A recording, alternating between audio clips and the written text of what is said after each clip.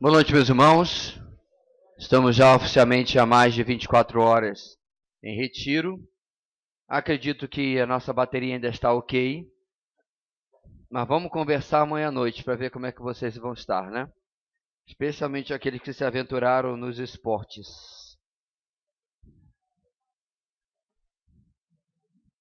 Só já estava atrás de losartana para uma coisa, mas quem tiver aí, né, M&M feito de Torcilax, Musculari, também distribui aí.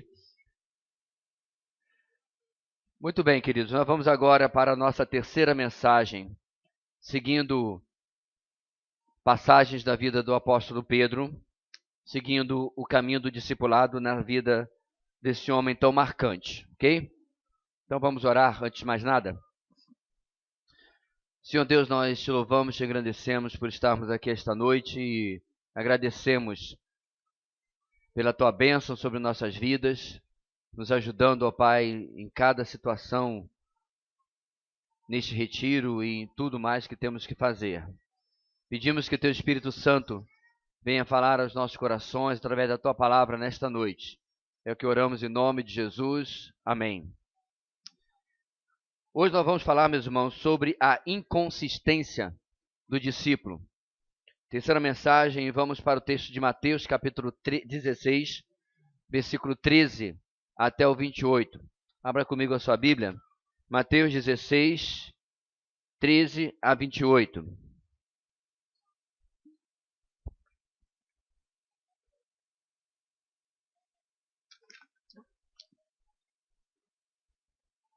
Ok? Mateus 16, 13. Chegando Jesus à região de Cesareia de Filipe, perguntou aos seus discípulos: Quem os outros dizem que o Filho do Homem é? Eles responderam: Alguns dizem que é João Batista, outros Elias, e ainda outros Jeremias ou um dos profetas. E vocês? Perguntou ele: Quem vocês dizem que eu sou? Simão Pedro respondeu: Tu és o Cristo, o Filho do Deus vivo. Respondeu Jesus: Feliz é você, Simão, filho de Jonas, porque isto não lhe foi revelado por carne ou sangue, mas por meu Pai que está nos céus. E eu lhe digo que você é Pedro, e sobre esta pedra edificarei a minha igreja, e as portas do Hades não poderão vencê-la. Eu lhe darei as chaves do reino dos céus. O que você ligar na terra terá sido ligado nos céus, e o que você desligar na terra terá sido desligado nos céus. Então advertiu a seus discípulos que não contassem a ninguém que ele era o Cristo. Desde aquele momento, Jesus começou a explicar aos seus discípulos que era necessário que ele fosse para Jerusalém e sofresse muitas coisas nas mãos dos líderes religiosos, dos chefes dos sacerdotes e dos mestres da lei, e fosse morto e ressuscitasse no terceiro dia. Então Pedro, chamando-o à parte, começou a repreendê-lo, dizendo: Nunca, Senhor, isso nunca te acontecerá. Jesus virou-se e disse a Pedro: Para trás de mim, Satanás, você é uma pedra de tropeço para mim, e não pensa nas coisas de Deus, mas nas dos homens. Então Jesus disse aos seus discípulos: Se alguém quiser acompanhar-me, negue-se a si mesmo, tome a sua cruz e siga-me. Pois quem quiser salvar a sua vida, a perderá. Mas quem perder a sua vida por minha causa, a encontrará. Pois que adiantará ao mundo ganhar o mundo inteiro e perder a sua alma? O que o homem poderá dar em troca de sua alma? Pois o Filho do Homem virá na glória de seu Pai com seus anjos, e então recompensará a cada um de acordo com o que tenha feito. Garanto-lhes que alguns dos que aqui se acham não experimentarão a morte antes de verem o Filho do Homem vindo em seu reino. De novo, irmãos, nós vamos tirar 4 princípios sobre discipulado dessa experiência de Jesus com os seus discípulos, mas principalmente com Pedro. No primeiro versículo, irmãos, nós sabemos que eles estão no extremo norte de Israel, na cidade de Cesareia de Filipe. Eles estão ali quase na fronteira com o que é hoje o Líbano, perto do Monte Hermon, perto de Tel Dan, onde eu e minha esposa tivemos o privilégio de estar e visitar e ver o local onde foi colocado o profano altar pelo rei do norte, né, por Roboão. E aí Jesus propõe uma pergunta que, obviamente, ele já sabia a resposta. Eu acho tão interessante essas passagens onde Jesus traz questões sobre as quais ele já sabe a resposta. Mas o objetivo é, obviamente, testar os seus discípulos e, para nós, termos esta herança para o nosso aprendizado. Então, ele pergunta qual é ou quem os homens dizem que é o Filho do Homem. Interessante que ele não fala quem eles dizem que eu sou. Ele usa esse título para referir-se a si mesmo na terceira pessoa. E de onde vem esse título, irmãos? Lá do livro do profeta Daniel, onde, uma das visões de Daniel, ele vê um como filho do homem. E é interessante que no mesmo texto você tem o ancião de dias. É um texto onde no Antigo Testamento você tem a presença da primeira e da segunda pessoa da Trindade. Mas isso não tem a ver com o nosso texto, eu nem posso entrar por esse buraco de Alice aí, porque senão a gente não volta mais. O ponto aqui, meus irmãos, é que essa identificação de Jesus e os seus discípulos saberem que ele está falando sobre si, mostra que eles já estão bem adiantados na sua caminhada com Jesus. Alguns comentaristas, inclusive um que eu respeito muito, acreditam que nós já estamos aqui há 2 anos e meio de ministério, ou seja, só falta 6 meses. Ou seja, eles já estão aprendendo muita coisa. Era-se esperado, inclusive, que eles tivessem uma certa já maturidade e entendimento daquilo que estava acontecendo. Então, diante da sua pergunta, eles trazem umas respostas interessantes e até reveladoras. A primeira é que alguns achavam que ele era João Batista. Mas qual é o problema com isso aí, irmãos? João Batista já havia morrido. E a confusão é tão grande é que Jesus e João Batista são contemporâneos. Não é como se ele estivesse falando de uma pessoa do passado e que tivesse voltado à vida. O que acontecia, meus irmãos, no norte de o que um dia foi Israel, né? Nessa época já não é mais, mas enfim, no norte daquilo que está colonizado agora pelos romanos, havia uma heresia que nós conhecemos hoje por um nome muito familiar, reencarnação. O nome é complicado, como consegui nem decorar, e isso havia se espalhado entre os judeus, por isso que eles achavam que João Batista havia voltado à vida. Então, na verdade, é mais do que reencarnação, é meio The Walking Dead, né? Ele saiu do túmulo e estava agora de novo proclamando. E as pessoas então começavam a ter medo de Jesus, porque ele era alguém que tinha voltado dos mortos e estava lá. E é claro que ele não é isso. Outros acreditavam também, pensando na reencarnação, que ele era Elias, porque eles sabem que lá no final da profecia de Malaquias, lembra? Ele promete que enviaria o profeta Elias para anunciar a vinda do Senhor. Essa profecia tem 2 cumprimentos. Um figurativo, o representativo, e um literal. O cumprimento representativo se cumpre em João Batista. Ele é o arauto, ele é o anunciador da vida do Messias na sua primeira vinda. Mas vai se cumprir de novo na tribulação, irmãos, na própria pessoa de Elias, que é uma das 2 testemunhas que você encontra no livro de Apocalipse. Lembra? 2 testemunhas, um transformava água em sangue e outro orava para que parasse de chover e não chovia. Quem são as pessoas? Moisés e Elias. Não precisa ser nem um mestre da hermenêutica para interpretar isso, a não ser que você desrespeite o texto, né? Então, eles tinham esse pensamento correto de que Elias viria, mas Jesus é obviamente não Elias. E eles começam que era Jeremias e alguns dos profetas. E aí, meus irmãos, Jesus pergunta para os seus discípulos: e vocês? Quem vocês pensam que eu sou? Então, repare que agora Jesus chega onde realmente ele está interessado, porque ele não queria realmente saber o que as pessoas, o que a sociedade pensava sobre ele. O mais importante nessa altura é aqueles que iriam continuar a obra, que eles tivessem uma opinião acertada sobre quem é o Senhor. E aí no próximo versículo, irmãos, sempre o Pedrão toma a frente, não é isso? Porque aqui, meus irmãos, há uma mistura de posição e personalidade, ok? Realmente, Pedro já está se destacando no colégio apostólico. Como eu falei na primeira noite, todas as listas dos apóstolos, ele está no começo. Então ele chamou seus apóstolos, primeiro Pedro. Então que ele coloca essa expressão protos, Petros, primeiro Pedro. Ele está dizendo não apenas ele é o número 1 da lista, mas ele é o número 1 entre eles, certo? Interessantemente, ele não vai ser o líder da igreja de Jerusalém. Ele era o líder da igreja do colégio apostólico, mas ele não se torna o líder da igreja de Jerusalém. E aí ele assume a palavra e ele faz essa declaração que todos nós conhecemos e que é maravilhosa. tu és o Cristo, o Filho do Deus vivo. Agora repare, Pedro não conversava com Jesus em grego, certo? Língua na qual o Novo Testamento foi escrito. Ele conversava em quê, meus irmãos?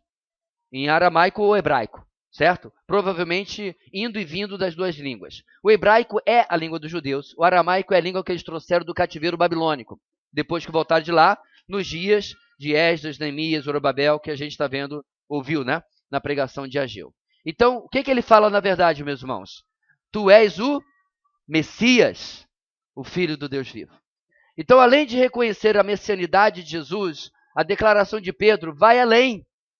Porque, meus irmãos, à espera do Messias, todo mundo em Israel tinha. Inclusive fora dela, a mulher samaritana, por exemplo, em João capítulo 4. Mas aqui, meus irmãos, 2 anos e meio, e aí já viu na nossa devocional, o vento e o mar obedecendo a este homem, o endemoniado obedecendo a este homem, certo? Ou os demônios obedecendo, a enfermidade obedecendo a este homem, a morte obedecendo a este homem. E aí o que ele chega à conclusão? No caso, Pedro, ele é o Filho do Deus vivo. E também, meus irmãos, é importante nós entendermos que no pensamento judaico, a ideia não é que ele era um outro Deus, ou um deusinho, certo? Porque é claro na literatura judaica que existe um só Deus. Isso está lá desde o Antigo Testamento, no comecinho, certo? Quando ele diz, ouve Israel, o Senhor teu Deus é um, o Shema Israel. Em Isaías, você vai ouvir que há um só Deus, antes de mim nenhum Deus se formou, e depois de mim nenhum outro haverá. Então, se Jesus é Deus e é Filho de Deus, ele é o próprio Deus encarnado, e não um outro Deus ou um Deus menor.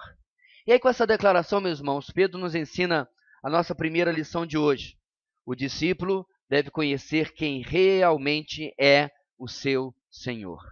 Essa declaração tão simples, meus irmãos, mostra que em uma sociedade como a de hoje, onde há muitas opiniões sobre Jesus, nós precisamos trazer um entendimento e uma compreensão bíblica para nós e para os outros de quem realmente é Jesus. Em vários momentos nas mensagens passadas, em outras que eu já dei nesta igreja, eu já mostrei como nós vivemos numa sociedade que inventou um Jesus, que você pode chamar o Jesus de J, com J minúsculo, que inventou um Deus segundo a sua própria imagem e semelhança. É engraçado porque nós fomos feitos à imagem e semelhança de Deus, mas a sociedade cria um Jesus à sua própria imagem e semelhança. E aí, como eu falei certa vez também, numa mensagem agora, é que as pessoas querem um Jesus que lhe agrade, que seja um Jesus, paz e amor, né? Quando você fala de um Jesus, eu já experimentei isso, que há de vir para julgar vivos e mortos, onde é que você encontra isso, irmãos? No credo apostólico. Creio em Deus Pai Todo-Poderoso, Criador do céu e da terra, tarará, em Jesus Cristo, que virá para julgar vivos e mortos. Não, esse aí eu não quero. Mas esse é o Jesus da Bíblia. Irmãos, ele é o Jesus no qual em seu ombro João deita. Ele é o Jesus que consola Paulo na prisão. Mas ele também é o Jesus da dureza. Leia as 7 cartas de Apocalipse. Vocês acertaram hoje na gincana as 7 cartas de Apocalipse? Pelo amor que tudo que é mais sagrado.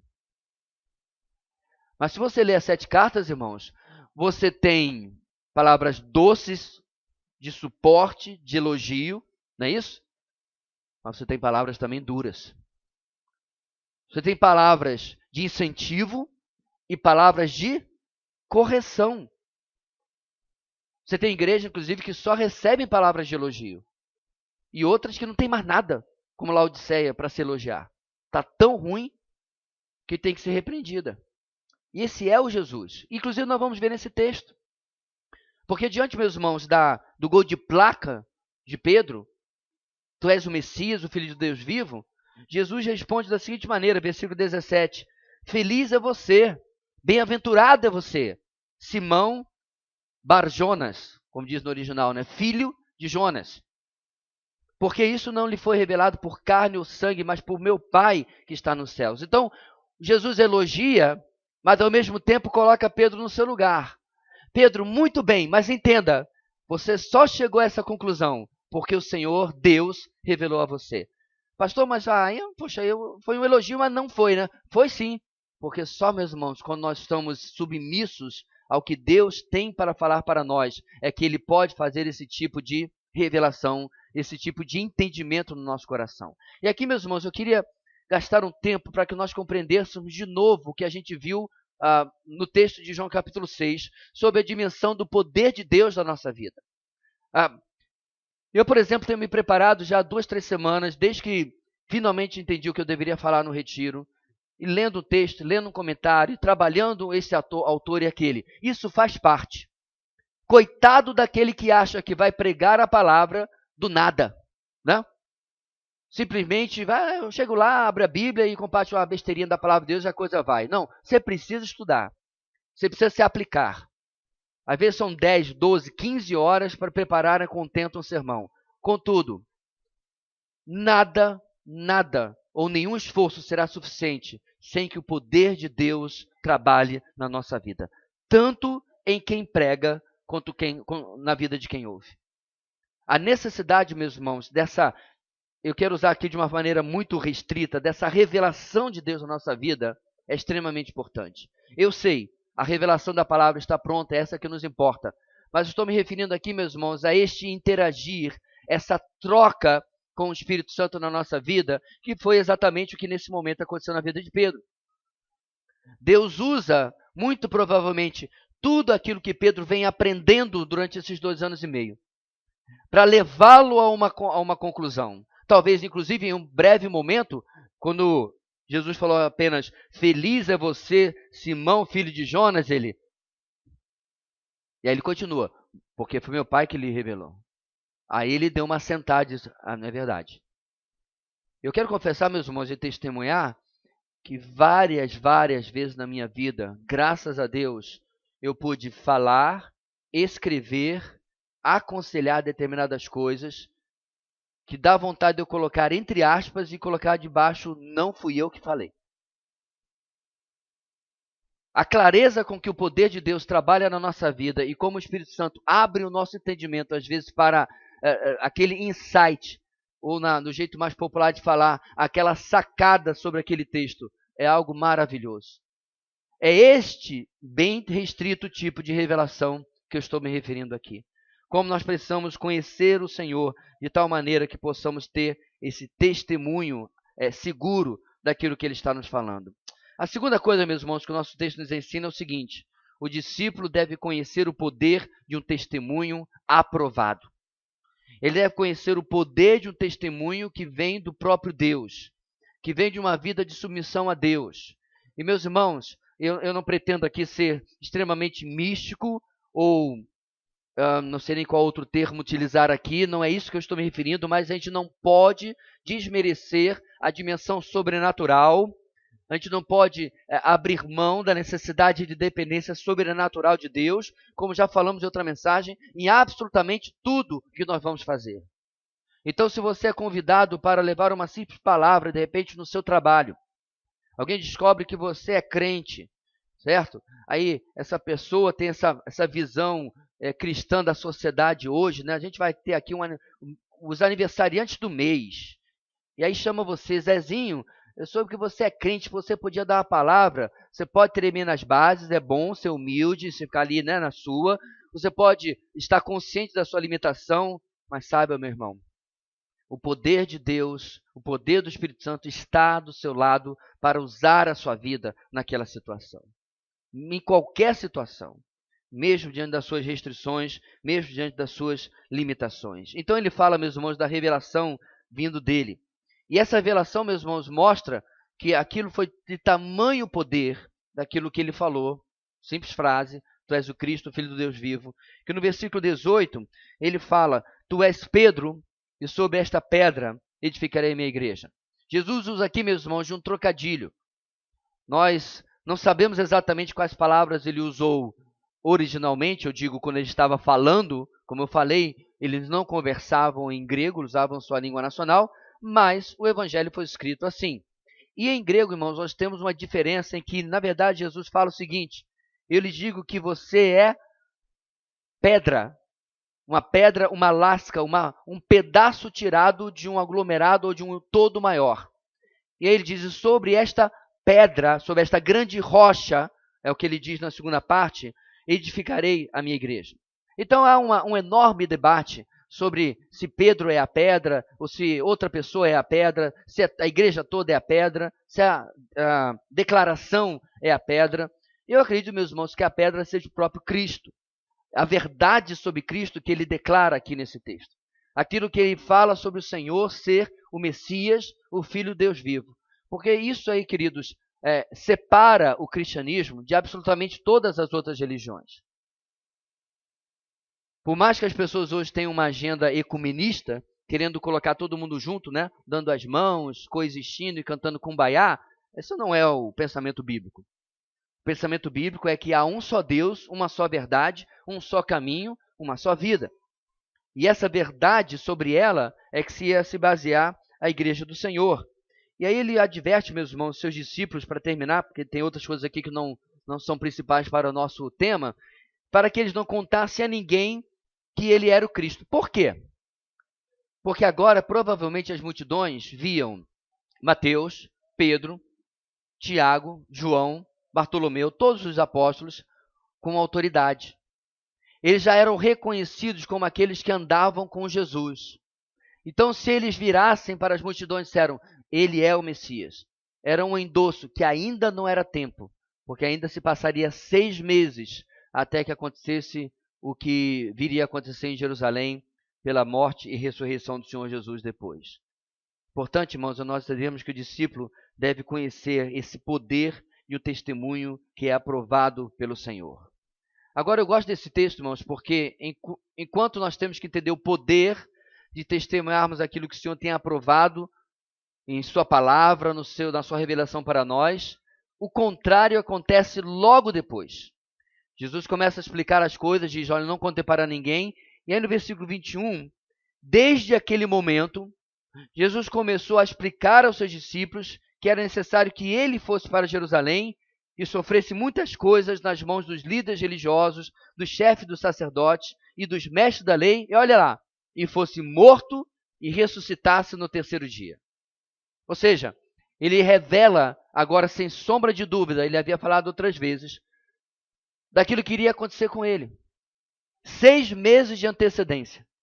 Daquilo que aconteceria em Jerusalém com a sua traição e tudo mais. E aí o que acontece, irmãos? De novo, Pedrão. O camarada que tinha feito um gol de placa. O camarada que o Tadeu Schmidt passou o gol dele 10 vezes no Fantástico, para a gente não perder aquela pintura. Tu és o Cristo, Filho de Deus vivo. E eu não sei, meus irmãos, o que acontece na psique humana. Eu não sei se ele se vê assim meio cheio de si, né? Nossa, o que eu acabei de fazer ali? Aí o texto diz que ele leva Jesus no lado, né? Eu acho isso interessante. Ele não fala na frente de todo mundo, tipo assim, Senhor, eu não queria lhe envergonhar, mas eu tenho aqui, ó, uma outra opinião muito importante para o Senhor. Olha o versículo 22. Tomando a parte, começou a repreendê-lo. Dizendo, nunca, Senhor, isso nunca te acontecerá. Essa não foi uma das primeiras vezes que ele vai se precipitar em falar mais do que deveria. Em outras ocasiões ele vai dizer, ainda que todos lhe abandonem, eu nunca lhe abandonarei. Abandonou. Em outra ocasião ele diz, vamos a Jerusalém para morrer com ele. Não estava falando sério. Uma canelada após a outra. Isso custou para Pedro, irmãos, ouvir a mais dura repreensão que qualquer dos apóstolos jamais levou de Jesus. Tomé, por exemplo, já depois da ressurreição, não estava presente na primeira vez que Jesus aparece, lembra? E aí quando ele chega, eles disseram, vimos o Senhor. O que ele fala? Se eu não colocar o dedo nas suas mãos, era aqui, tá? No pulso. Não colocar a mão no seu lado, eu não crerei. Aí Jesus aparece de novo. Pronto, Tomé, põe a mão aqui. Põe a mão aqui. Veja que sou eu mesmo. Não seja incrédulo, mas seja crente. Seja um que creia. E aí, Tomé, agora sim, fala uma das declarações mais maravilhosas da Bíblia. Senhor meu e Deus meu. Mas ouviu uma boa. Filipe, não é isso? Se eu não me engano, pediu, mostra-nos o Senhor. Isso nos basta. O que Jesus responde? Eu estou o tempo todo com você. Você ainda não me viu, você não entendeu ainda? Então essas respostas atravessadas, meus irmãos, mostram uma faceta de Jesus que às vezes a gente, de novo, as pessoas não gostam. Mas nesse texto foi pior. Porque assim como a revelação da primeira parte veio do alto, essa canelada da segunda parte, irmãos, veio de baixo. De alguma forma, meus irmãos, houve uma influência, não de possessão, mas uma influência demoníaca nesse cenário. Porque o que Jesus responde é: para trás de mim, Satanás. Você é uma pedra de tropeço para mim e não pensa nas coisas de Deus, mas nos dos homens. Quando você analisa, meus irmãos, é uma resposta extremamente dura, porque ela vai além de Pedro. Ela coloca o inimigo de nossas almas em seu devido lugar.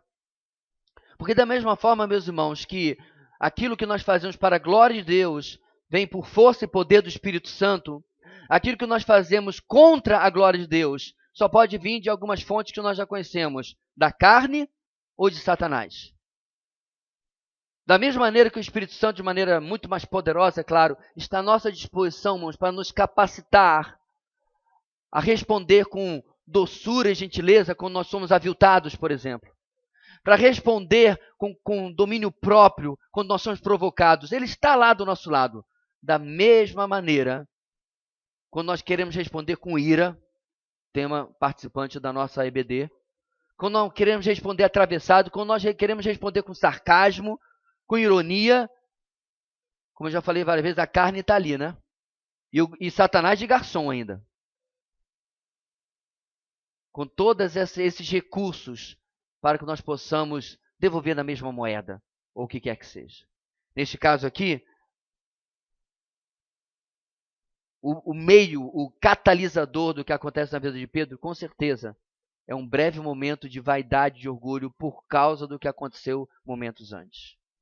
E aí, meus irmãos, esse contraste nos ensina o seguinte, em terceiro lugar. O discípulo deve repudiar um discipulado segundo padrões reprovados. O discípulo deve olhar para a sua vida e perceber quando ele está tentando seguir a Jesus através dos seus próprios padrões, ou padrões que venham da carne, ou padrões que venham mesmo de Satanás na nossa vida, tentando desviar-nos daquilo que nós deveríamos fazer para o Senhor. Temos aprendido o caminho reto, temos aprendido o caminho de santidade, mas ele não é o único, irmãos, que se nos oferece. E aí nós temos que responder, talvez com a mesma ênfase e certeza e segurança que Jesus responde aqui. E repreender tais padrões reprovados na nossa vida, para que nós possamos seguir e fazer aquilo que agrada ao Senhor e que Ele deseja. E como é que nós fazemos isso, irmãos? E aí Jesus começa a explicar. Porque diante da resposta de Pedro, Jesus detecta que talvez não fosse apenas a vida do mestre que preocupasse a Pedro.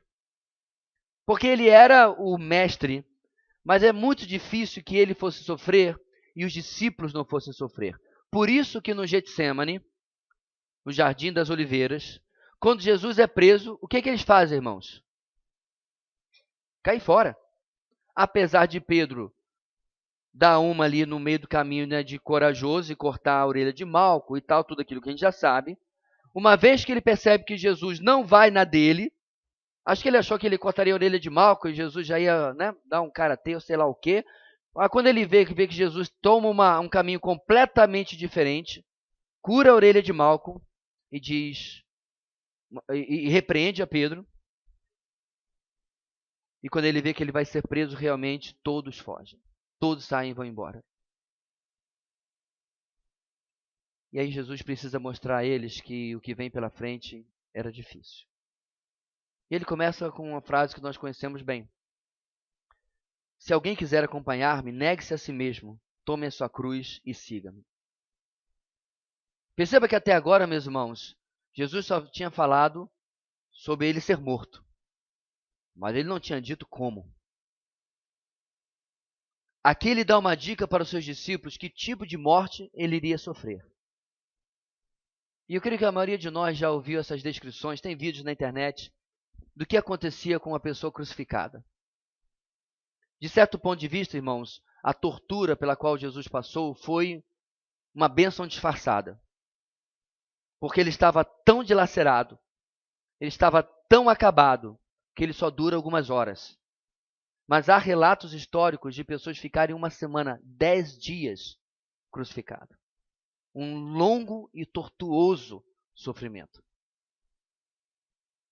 Quando eu assisti esse vídeo, eu tentei reproduzir, obviamente de maneira limitada, não se preocupe, eu não me preguei em lugar nenhum. Mas eu tentei reproduzir, mantendo os meus braços presos.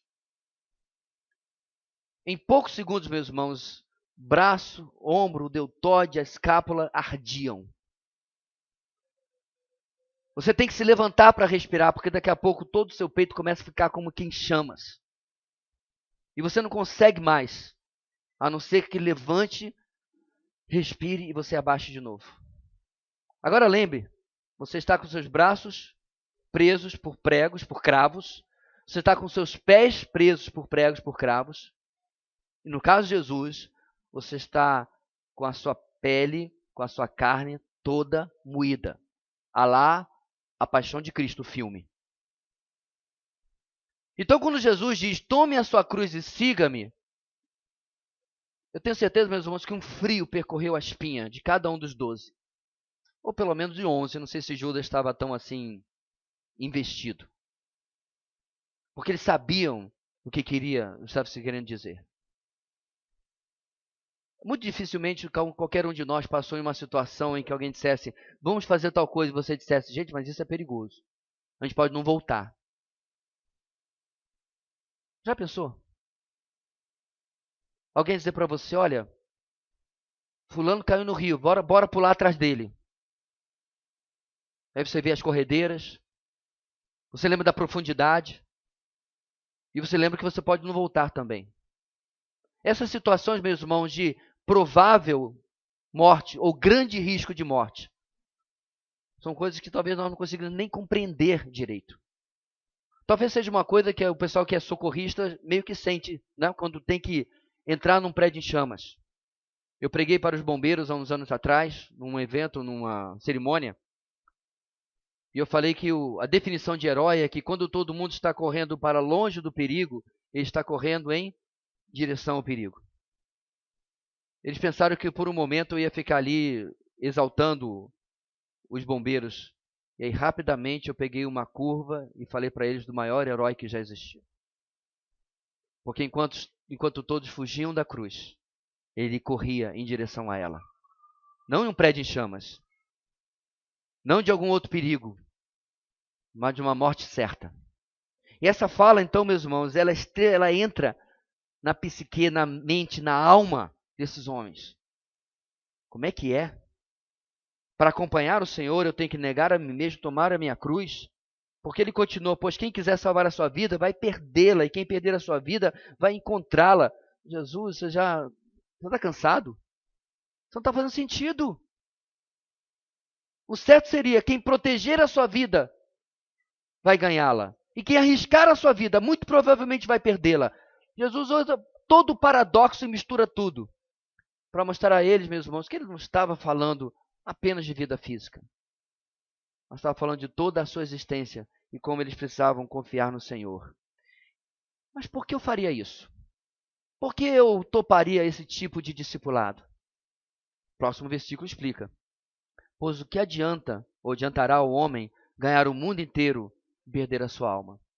O que adianta você ter toda a segurança, você não correr risco nenhum, você manter a sua vida, alcançar os seus sonhos, viver como você quer e perder a sua alma?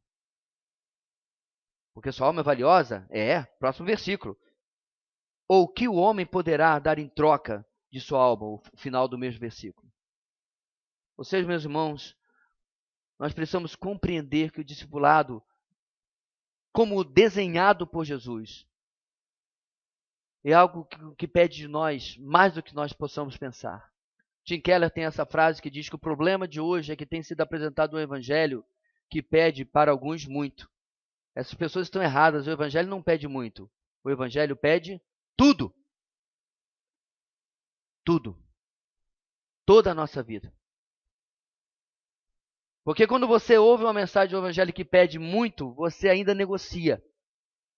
Mas quando você vê, meus irmãos, o quão radical ele é, e como ele pede absolutamente tudo, você percebe que você não tem mais nada para negociar. Ou você entra, ou você não está ali dentro.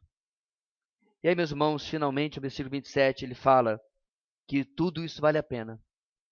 Porque ainda que eu perca todas essas coisas, que eu perca a minha vida aqui, diz o texto que o Filho do Homem e os seus anjos recompensará a cada um de acordo com o que tenha feito.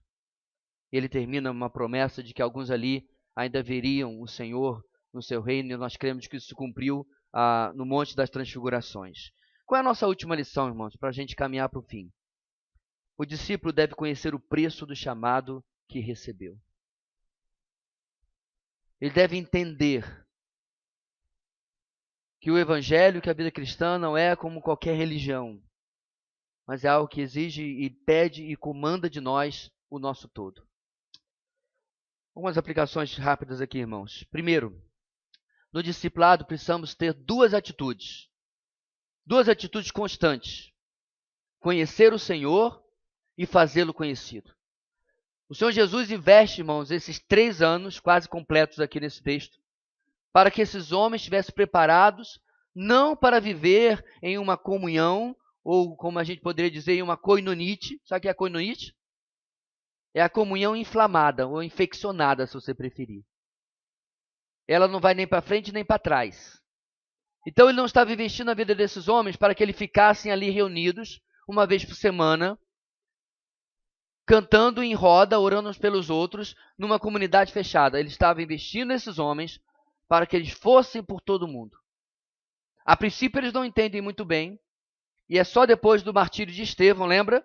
Que eles são espalhados por todo o Império Romano, a igreja, menos os apóstolos, se mantém ainda em Jerusalém. O ponto aqui, meus irmãos, é que eles estão sendo preparados para fazer o Senhor conhecido. Este conhecimento, esta revelação que o Senhor traz na nossa vida, ela é o que Paulo vai chamar, irmãos, de tesouro em vasos de barro. Quanto vale um vaso de barro? R$40? R$50? Não, eu não estou me referindo àquele brilhoso, trabalhado, né? Não. Argila. Um cântaro de barro para colocar água. Os maiores talvez cheguem a R$100. Agora, se você encher de moedas de ouro dentro, quanto vale um vaso de barro? E Paulo fala sobre isso. O vaso é de barro, mas o que está dentro dele não tem preço. E nós fomos chamados, irmãos, para fazer o Senhor conhecido, compartilhando aquilo que Ele tem colocado dentro de nós. A segunda aplicação: no discipulado precisamos compreender o impacto abençoador que um testemunho bíblico genuíno possui. Jesus fica satisfeito, feliz com o que Pedro fala, porque esse é o testemunho que eles deveriam pregar depois. Aí você pega a mensagem de Pedro em Atos capítulo 2, você pega a outra mensagem dele diante do Sinédrio, você pega a mensagem de Estevão, e pega e compara com o que é pregado hoje em muitas igrejas. A famosa mensagem Tabajara, deixe de sofrer. Que diferença! Sabe por quê, meus irmãos? Essa mensagem quadrada, essa mensagem conservadora, essa mensagem tradicional, que fala sobre Jesus, que fala sobre Calvário, que fala sobre cruz, que fala sobre morte, que fala sobre arrependimento. Ai, você está tão para trás, você é tão atrasado. O ser humano hoje pensa de outra forma, de outra maneira, mas o coração dele é o mesmo, irmãos. E ele precisa dessa mensagem bíblica revelada por Deus, primeiro na sua palavra, mas como, irmãos, eu quero afirmar categoricamente, Deus usa o seu Espírito em nossas vidas para falar aquilo que as pessoas precisam. Querido irmão, não tenha receio, não tenha medo, não tenha restrição, não se contenha em pregar o Evangelho. Prega como o Senhor mesmo nos instrui, a tempo e fora de tempo. Inclusive palavras do próprio Pedro. E deixa o resultado com o Senhor. Eu me lembro, meus irmãos, certa vez nós estávamos no final de ano, o professor não tinha mais nada para fazer, alguns fazendo prova atrasada, professor falou, olha, vocês podem ficar conversando, mas sem fazer barulho. Eu perguntei, professor, posso ficar tocando um pouquinho de violão aqui no canto? Aí ficou eu e o meu único amigo crente da minha turma. E algumas colegas chegaram perto. E a gente estava cantando aquela música, apesar que virou um pouquinho de piada nos últimos anos, por causa daquela família lá, Galhos Secos, lembra? Fizeram aquela sketch lá do que a mulher fica gritando lá, mas a música é linda. E era top 10 na minha época. Todo mundo queria que a gente cantasse com a nossa banda. Nós começamos a cantar Galhos Secos. E eu me lembro de estar com o meu pé apoiado assim na cadeira, ao lado da colega, da perna da colega, para poder apoiar o violão. E daqui a pouco eu vi caindo na coxa dela as lágrimas. Nós tocamos mais uma música, paramos. Aí ela começou a contar como ela se sentia triste, sozinha, pais se separando. Aí o Roberval começou a pregar o evangelho para ela. O ponto aqui, meus irmãos, é que você não pode perder as oportunidades.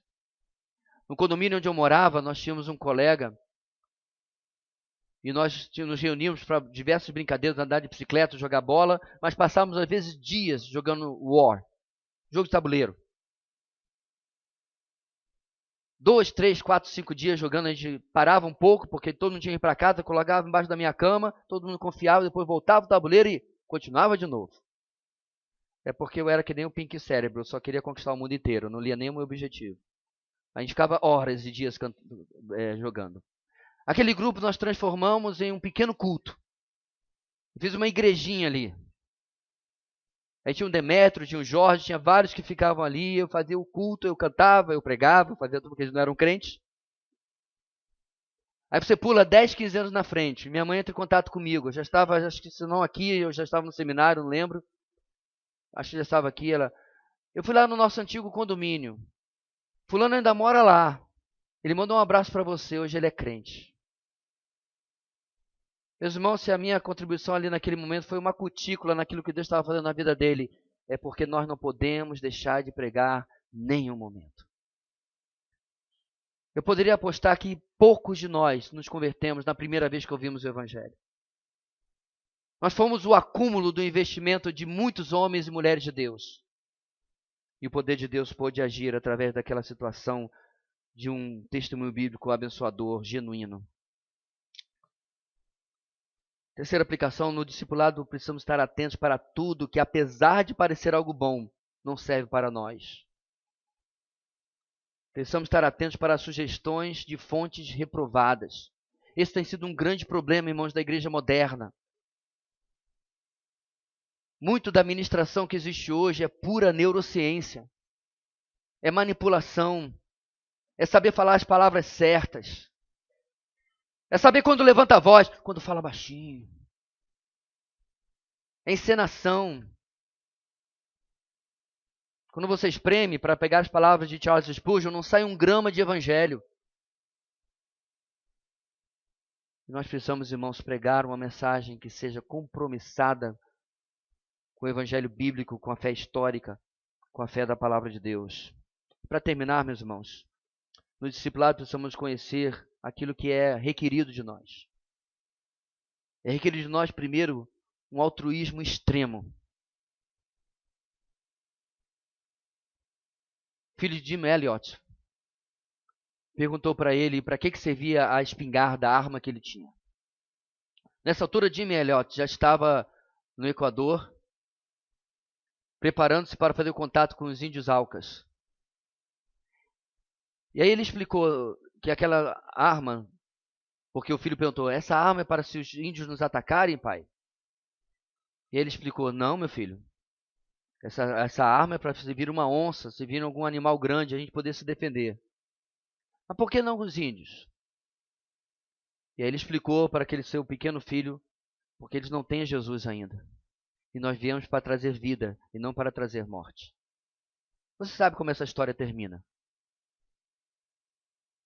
Jim Elliot, Nate Sands e todos os outros 2 colegas, depois do primeiro contato praticamente com os índios Aucas, foram mortos à beira de um rio, onde depois encontraram alguns de seus corpos e o avião despedaçado. E não tem como não citar a frase, né, irmãos? Não é tolo aquele que dá o que não pode perder, para ganhar o que não pode, não é tolo aquele que dá o que não pode reter para ganhar aquilo que não pode perder. Será que eu faria isso? Será que eu abriria, meus irmãos, de um altruísmo extremo na minha vida? Está ou não está acontecendo um avivamento nos Estados Unidos, em uma universidade? E eu não vou aqui colocar nenhum juízo se está ou não está, porque eu não fui lá. Ficar assistindo vídeo e testemunho, cada um fala uma coisa. Mas o que eu acho interessante, meus irmãos, é que o interesse nas redes sociais por este avivamento deveria fazer, não agora porque nós estamos no fim de semana de feriado e tal, mas que no domingo que vem as igrejas estivessem absolutamente abarrotadas. Eu participo de diversos grupos de crentes no Facebook e tal, e eu vi as pessoas dizendo: Senhor, faz isso no nosso meio. Há vontade de perguntar se essa criatura vai estar quarta-feira, que geralmente é, no culto de oração da igreja dele. Como que nós queremos, meus irmãos, que Deus faça uma coisa, quando aquilo que Ele quer e exige de nós, nós não estamos dispostos a fazer? Porque Ele quer e exige de nós, meus irmãos, Ele requer de nós um altruísmo extremo, uma vida de fato dedicada. Mas nós somos uma geração de crentes que diz: hoje não vou para a igreja, não, está muito calor. Hoje não vou para a igreja, não, chegou o inverno, está chovendo. Hoje não vou para a igreja, não, vai que cai granizo. Em Roraima, diga-se de passagem. A gente sempre tem algo, uma razão pela qual não fazer aquilo que deveríamos fazer se realmente tivéssemos um altruísmo, como diz aqui, tomando a nossa cruz e seguindo. Uma coisa que nós poderíamos fazer, meus irmãos, é olhar para as pessoas que nós geralmente acostumamos a admirar. Por que Spurgeon era Spurgeon? Por que Hudson Taylor era Hudson Taylor? Por que William Carey era William Carey? Porque talvez aquele pastor que ele alcançou para Cristo lá no seu passado, e você admirava demais, era um tremendo homem de Deus, por que ele era esta pessoa? A verdade, meus irmãos, é que essas pessoas simplesmente não brotam do nada. Elas saem de uma vida de perseverança, elas saem de uma vida de compromisso, elas saem de uma vida de altruísmo extremo. Uma vida de cruz tomada, uma vida de cruz colocada sobre si, para fazer aquilo que o Senhor pede. O discipulado também exige, meus irmãos, uma maior valorização do eterno em lugar do passageiro. É esse o segredo da gente abrir mão das coisas aqui. A gente começa a olhar para a eternidade.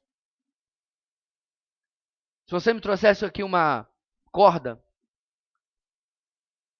imensa, longuíssima, centenas e centenas e centenas de quilômetros de corda, e eu pegasse a ponta dela, de uma corda branca, e pintasse de azul, talvez 3 dedinhos.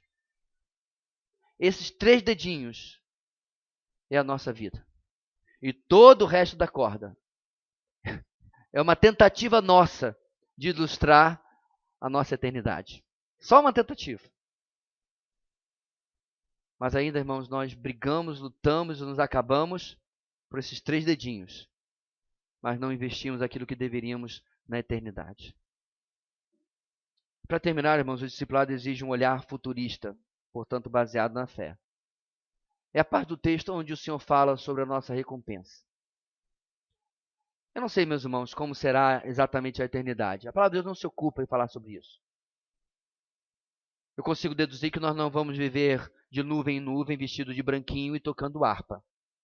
Isso é só na revista do Maurício de Souza. A gente não vai passar a vida inteira no coral celestial, cantando, talvez, o Aleluia de Handel. Não este, o compositor, eu me refiro. Essas são ideias muito humanas do que as pessoas pensam que é o céu. Mas a palavra de Deus nos mostra que a gente vai viver em sociedade, como o Senhor planejou desde o começo que a sua criação fosse. Mas será, meus irmãos, que nós estamos entendendo que o Senhor Jesus fala sobre recompensa, sobre galardão, baseado no como temos servido aqui?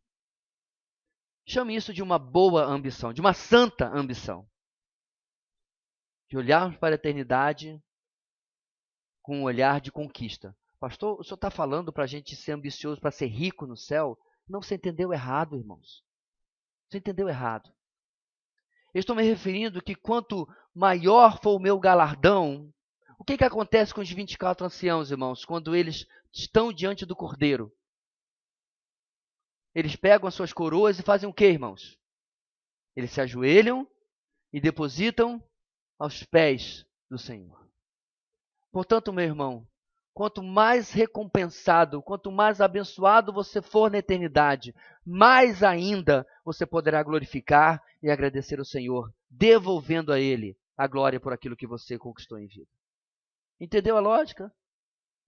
Não é a ambição de ser, não, porque eu quero morar no Parque Caçari do céu. Não, não é isso não.